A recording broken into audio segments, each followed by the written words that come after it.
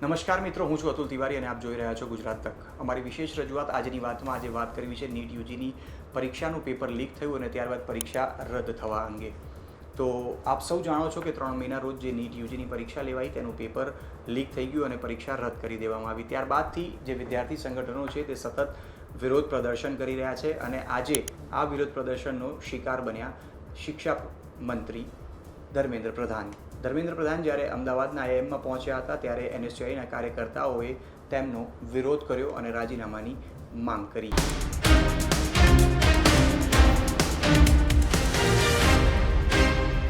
તો મિત્રો, આપ સૌને ખ્યાલ હશે કે 3 મહિના રોજ દેશભરમાં નીટ યુજીની પરીક્ષાનું આયોજન થયું અને 22 લાખ જેટલા વિદ્યાર્થીઓએ નીટ યુજીની પરીક્ષા આપી હતી. આ પરીક્ષાનું પેપર લીક થઈ ગયું અને પેપર લીક થયા બાદ 4 તારીખથી જે વાતો સામે આવી હતી કે પેપર લીક થયું છે તેના ઉપર તપાસ થઈ અને 8 તારીખે એનટીએને કેટલાક એવા પ્રમાણભૂત આધાર મળ્યા જેના કારણે પરીક્ષા રદ કરી દેવા માટેનો નિર્ણય લેવામાં આવ્યો. આ પરીક્ષા રદ થતાની સાથે જ જે 22 લાખ વિદ્યાર્થીઓએ પરીક્ષા આપી હતી તેમના ઉપર તેની સીધી અસર પડી, કારણ કે 3 તારીખથી વિદ્યાર્થીઓ એક વેકેશન મૂડમાં હતા અને ફરીથી હવે જ્યારે પરીક્ષા લેવા માટેનું આયોજન કરવામાં આવશે તેને લઈને વિદ્યાર્થીઓએ મજબૂરન પરીક્ષાની તૈયારી ફરી એકવાર કરવી પડશે.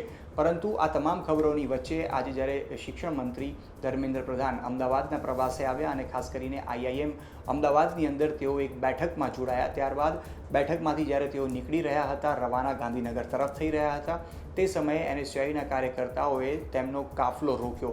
કાફલો રોકવાનો પ્રયાસ કર્યો અને કાફલો રોકતા સમયે કાળા બાવટા ફરકાવીને ધર્મેન્દ્ર પ્રધાન, જો કે દેશના શિક્ષા મંત્રી છે, તેમનો વિરોધ કર્યો. કારણ કે પરીક્ષાનું પેપર લીક થઈ જવું આ કોઈ નવી ઘટના દેશ માટે નથી. અનેક પેપરો ભૂતકાળમાં લીક થઈ રહ્યા છે. ત્યારે ફરી એકવાર જ્યારે વિદ્યાર્થી ધોરણ 12 સાયન્સ બાદ MBBSના અભ્યાસમાં પ્રવેશ લેવા માટેની પરીક્ષા આપતો હોય અને કદાચ શિક્ષણ ક્ષેત્રે કહી શકાય કે સર્વોત્તમ એક પરીક્ષા આપતો હોય નીટ યુજીની, અને એવું પેપર પણ આપણા દેશમાં જો લીક થઈ જાય ત્યારે ખૂબ જ શરમજનક આ ઘટનાક્રમ કહી શકાય. પરંતુ વિદ્યાર્થીઓ જેમણે પરીક્ષા આપી હતી તેમની મહેનત ઉપર તો પાણી ફરી વળ્યું અને જ્યારે શિક્ષણ મંત્રી જ્યારે આજે અમદાવાદના મહેમાન બન્યા અને આઈઆઈએમ અમદાવાદની અંદર જ્યારે તેઓ એક બેઠકમાં જોડાયા, બેઠકમાંથી બહાર નીકળ્યા અને તેમનો કાફલો જ્યારે ગાંધીનગર તરફ રવાના થઈ રહ્યો હતો તે સમયે એનએસયુઆઈના કાર્યકર્તાઓ ત્યાં પહોંચે છે અને તેમનો વિરોધ કરવાનો પ્રયાસ કરે છે, કાળા બાવટા ફરકાવે છે. પરંતુ જે કાફલો છે તે રસ્તા ઉપરથી પસાર થઈ રહ્યો હતો એટલે ત્યાંથી રવાના તો જરૂરથી થઈ ગયો, પરંતુ પોલીસે ત્યારબાદ એનએસયુઆઈના કાર્યકર્તાઓની અટકાયત કરી લીધી અને આ સમયે એનએસયુઆઈના કાર્યકર્તાઓએ સ્પષ્ટ રીતે ધર્મેન્દ્ર પ્રધાનના રાજીનામાની માંગ કરી.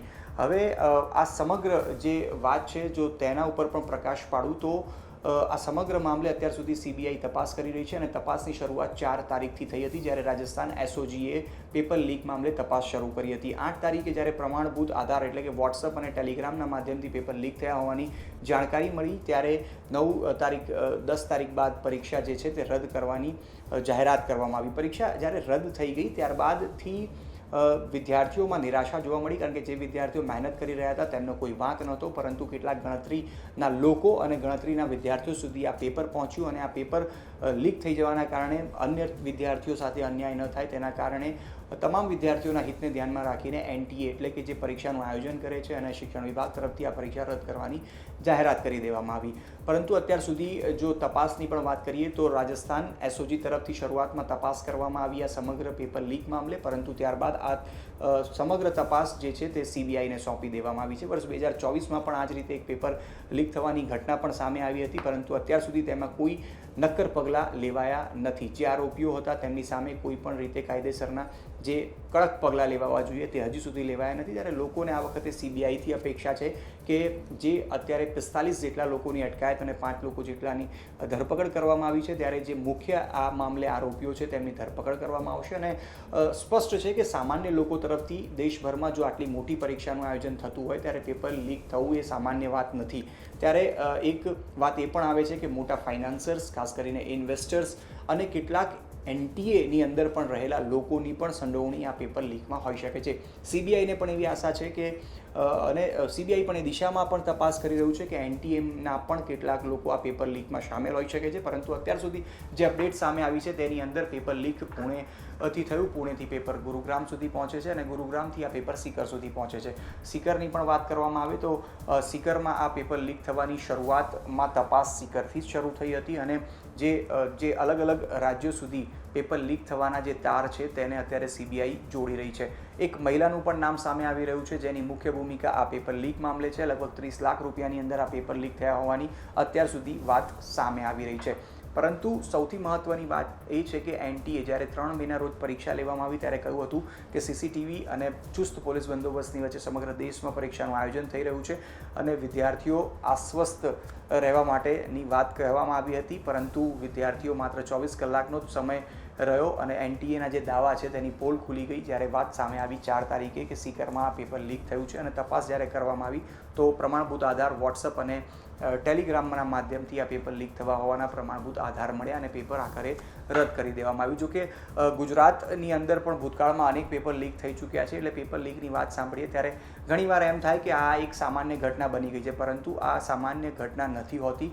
તંત્ર એટલે ખાસ કરીને સરકાર અને જે પરીક્ષાનું ઓર્ગેનાઇઝ જે પરીક્ષા કરતા હોય છે તેમના માટે આ ખૂબ જ શરમજનક વાત હોય છે. કારણ કે જ્યારે 12 સાયન્સ એટલે કે 2 વર્ષથી વિદ્યાર્થીઓ નીટ યુજીની પરીક્ષાની તૈયારી કરતા હોય, તમામ જે સામાજિક પ્રસંગો હોય તેને અટકાવતા હોય, ત્યારે માત્ર વિદ્યાર્થીઓ આ પરીક્ષા નથી આપતા, તેમનો પરિવાર પણ આ પરીક્ષા સાથે જોડાયેલું હોય છે. કેટલાક વિદ્યાર્થીઓ જેઓ પરીક્ષા આપ્યા બાદ અન્ય રાજ્યમાં કે બહાર પ્રવાસ એટલે કે ફરવા માટે ગયા હતા તેમનામાં પણ નિરાશા જોવા મળી રહી છે. જ્યારે સીબીએસઈ 12માનું પરિણામ પણ જાહેર થયું ત્યારે પણ વિદ્યાર્થીઓમાં ક્યાંક ખુશી 12 સાયન્સના પરિણામની હતી, પરંતુ સાથે જ નીટ યુજીનું પેપર જે લીક થઈ ગયું, રદ થઈ ગયું, તેના કારણે તેઓ દુઃખી પણ હતા.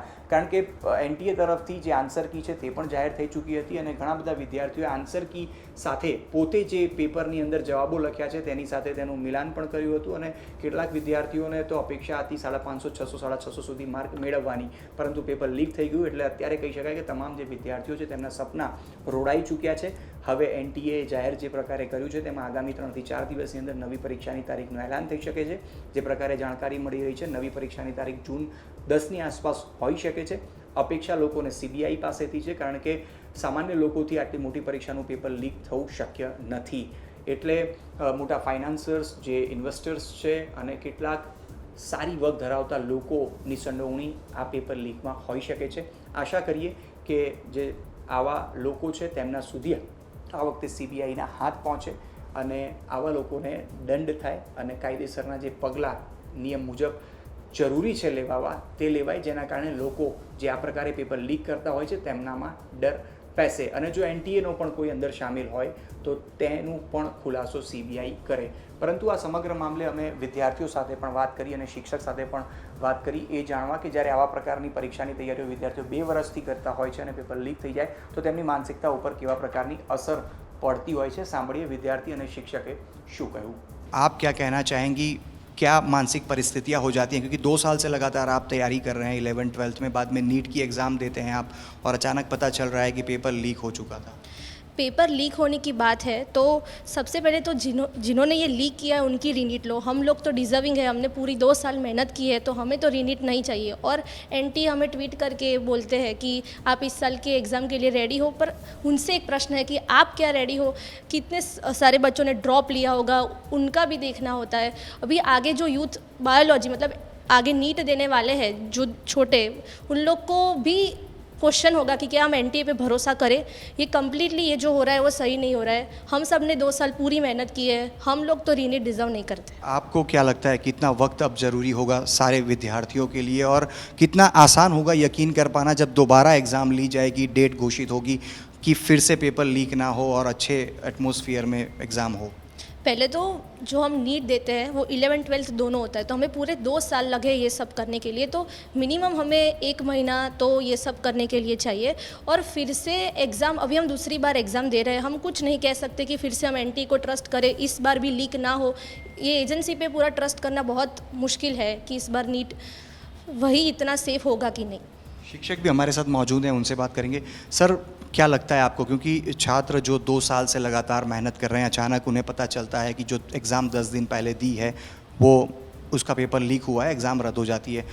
जेन्युइनली अगर बात करें तो कितना वक्त चाहिए होगा वापस इन स्टूडेंट्स को तैयारी करने में, क्योंकि 720 मार्क की एग्ज़ाम होती है और अच्छा खासा भविष्य इसी एग्ज़ाम पर डिपेंड करता है. अगर आप साइंस लेकर बायोलॉजी से अगर डॉक्टर बनना चाहते हैं तो कितना वक्त इन्हें चाहिए और किस प्रकार की मानसिक परिस्थितियाँ ऐसे में छात्रों की हो जाती हैं? देखिए पहले तो 10th के बाद 11th में जब बच्चा आता है तब उसको पता चलता है कि बहुत सारी चीज़ें याद रख के 75 से ज़्यादा चैप्टर्स एक साथ याद रख के उनको नीट की एग्ज़ाम में जाना है।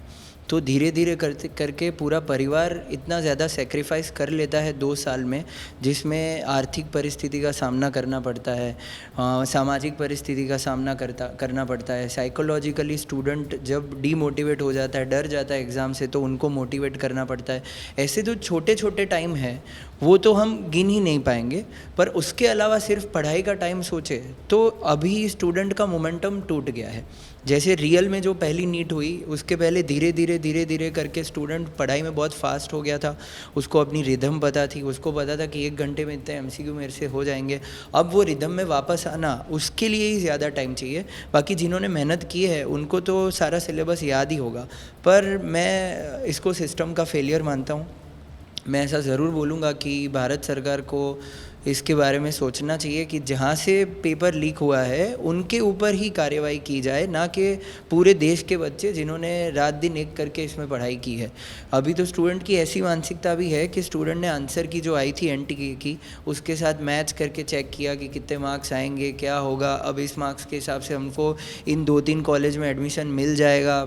जो पिताजी हैं या जो भी घर के कमाने के सदस्य हैं वो पैसे इकट्ठा करने में लगे होंगे कि भाई अब इतने पैसे दे के हमको करना है, या गवर्नमेंट में मिल जाएगा या सेमी गवर्नमेंट में मिलेगा। अब यहाँ से वापस रिवर्स में जाना और ये डर के स्टूडेंट पढ़ाई करेगा कि जितने नंबर मेरे पहली एग्ज़ाम में आ सकते थे क्या वो दूसरी एग्ज़ाम में आएंगे, उस वक्त उनको मोटिवेट करने वाला कोई नहीं होगा। तो ज़रूर ये स्टूडेंट के करियर के साथ बहुत ज़्यादा बड़ी छेड़खानी हो जाएगी। તો મિત્રો આપણે સાંભળ્યું વિદ્યાર્થીઓ અને શિક્ષક શું કહેવા માંગી રહ્યા છે, પરંતુ આ જ પ્રકારની અન્ય તમામ ખબરો માટે જોતા રહો ગુજરાત તક. ત્યાં સુધી મને એટલે કે અતુલને આપશો રજા.